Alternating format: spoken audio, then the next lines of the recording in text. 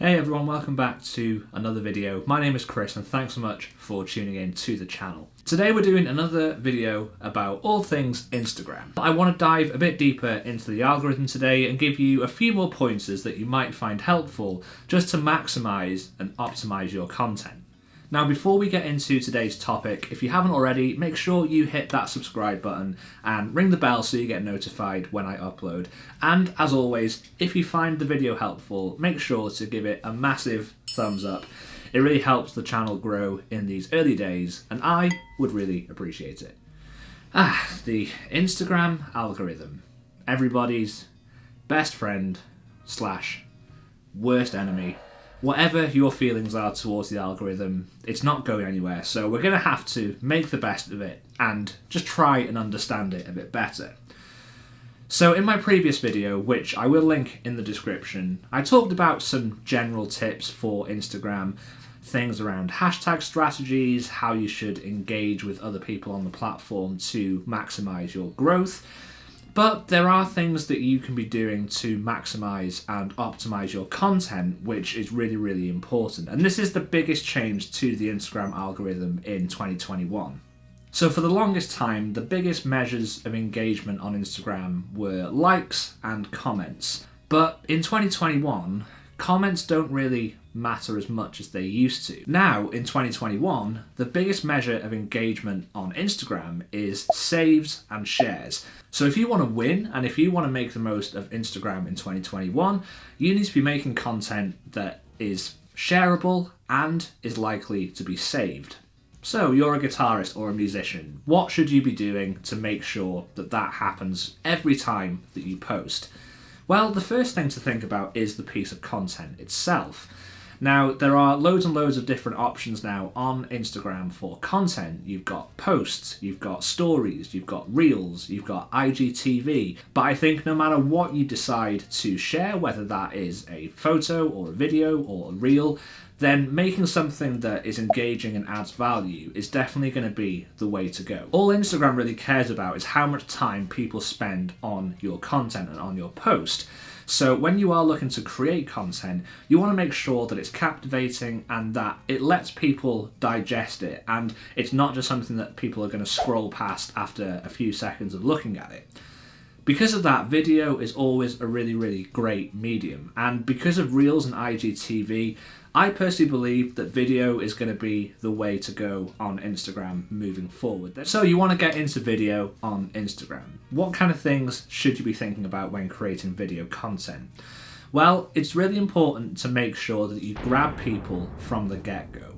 So if you're playing a song, for example, say you're doing a cover or a guitar solo, don't have the start of the video be like a 4-bar intro before you start playing. Just make sure you get to the best bit of your actual solo or your musical performance right at the start, because that's what's going to then captivate people and grab their attention to make them keep watching to the end of your video. And if you are looking to do performance-based videos on your instrument, then giving lessons and tutorials in your posts is also a great way to add value and to get people to engage with that content. So why am I talking about doing covers and doing lessons and tutorials as part of Instagram posts?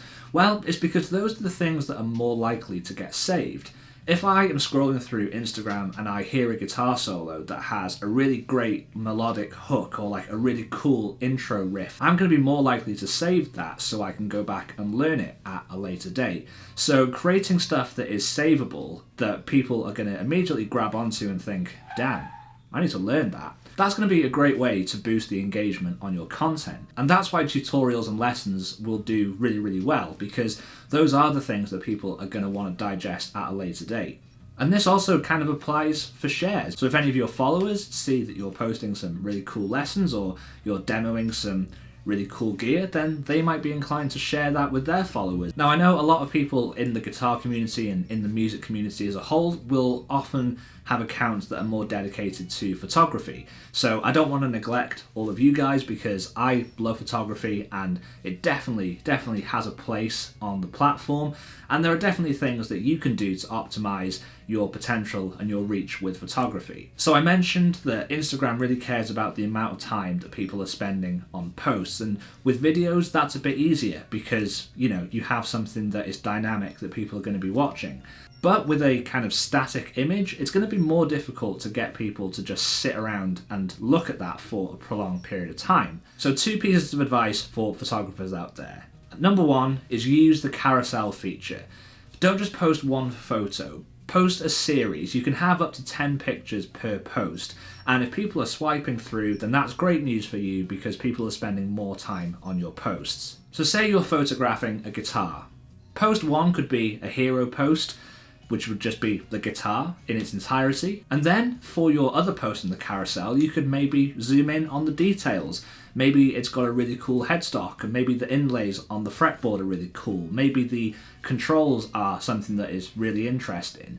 Or you can do some behind the scenes stuff of the shoot itself. So you've created the carousel, but we also need to think about the caption. Because yes, somebody could be scrolling through and hitting all of those images in your carousel, but they'll also probably read a caption as well. And captions are a great way to engage with your audience, especially if you're not doing video content. So with your captions, you can have up to 2,200 characters. So it's pretty generous, really. You can write a short story if you wanted to. But I think the most important thing in your captions is to sort of tell the bigger picture. And it's always great if you can ask a question. Write something that is thought-provoking, something that is going to draw out a response from whoever looks at that picture. So if you're posting a picture of a guitar, you can ask people what their favourite guitar is at the moment. What is their number 1 guitar on their dream guitar wish list? Anything that is going to be relevant to the post, but abstract enough that you're going to be able to get a wide response from a wide range of people. That way people are going to comment on it, because comments are still valuable. They still are a much better measure of engagement than just hitting the like button on a post. And if more people are commenting on it and there's a lot of activity around the post, then Instagram is going to be more likely to push that out to more of your followers and to a wider audience, which will then potentially lead to more saves and more shares. You get the picture. This is all kind of working together. But I definitely think there are opportunities for us all to maximize our content, and I really hope that these tips are going to be helpful for you when you're thinking about planning your strategies for content in 2021. That's it for today, guys. Like I mentioned at the start, if you found this video helpful, make sure to give it a thumbs up. If you're not subscribed, hit that subscribe button. I thank you all for watching, as always, and I will see you all in the next one.